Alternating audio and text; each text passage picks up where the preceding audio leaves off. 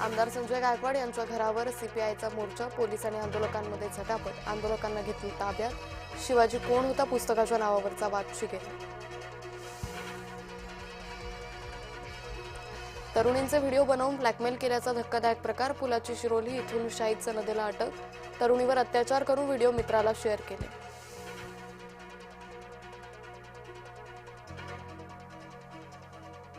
पोलिसांनी शिरोली गावातील ग्रामस्थांची बाचाबाची, मोर्चा काढण्यावर ग्रामस्थ आक्रमक, संशयित आरोपीच्या घरावर बुलडोझर चालवा, संतापलेल्या ग्रामस्थांची आग्रही मागणी.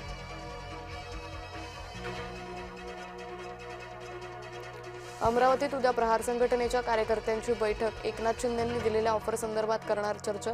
शिवसेनेकडून कडूंना विधान परिषदेसह मंत्रिपदाची ही ऑफर.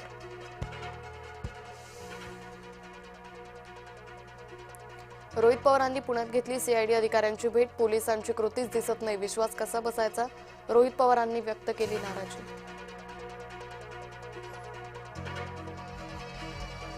अजित पवारांच्या निधनाला 3 महिने पूर्ण. योगेंद्र पवारांनी घेतलं स्मृतीस्थळाचं दर्शन.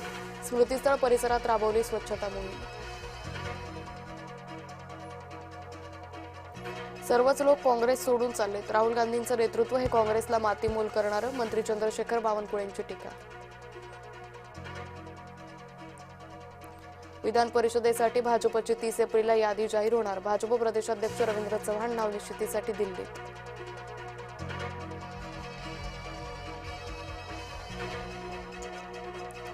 महापौर बंगल्याच्या दुरुस्तीसाठी मुंबई महापालिकेची उधळपट्टी. केवळ दुरुस्तीसाठी खर्च करणार तब्बल 3 कोटी.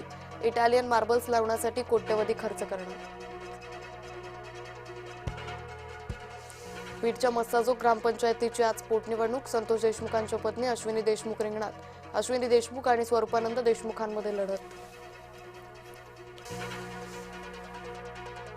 मुंबईकरांची म्हाडाकडे पाड. आतापर्यंत 2640 घरांसाठी आले फक्त 45,810 अर्ज. पुन्हा अतिक्रमण वाढू देऊ नका, आशिष शेलार यांचे अधिकाऱ्यांना निर्देश. पात्र झोपडपट्टी धारकांना घर मिळणार. सुमारे 1,75,000 लोकांना होणार लाभ. नागपुरात आलो की काहीतरी वाद होतोच. धीरेंद्र शास्त्री अर्थात बागेश्वर बाबांचं वक्तव्य. नागपुरात बाबांचा दिव्य दरबार आणि रामकथा कार्यक्रम. नाशकातील 150 कोटींचा म्हाडा घरकुल घोटाळा प्रकरणी महापालिकेकडून 26 लेआउट कायमस्वरूपी रद्द. नगररचना विभागाकडून 49 संशयित प्रकरणांची सुनावणी पूर्ण. साधुग्रामसाठी तपोवनात भूसंपादन वेगात. जमीन मालकांवर अध्याय होऊ देणार नाही, महापौरांची ग्वाही. एकूण 94 एकर जमीन आधीच अधिग्रहित. पश्चिम विदर्भात तापमानाचा उच्चांक. विदर्भात 73 उष्माघाताच्या रुग्णांची नोंद. एकट्या अकोल्यात 72हून अधिक रुग्ण.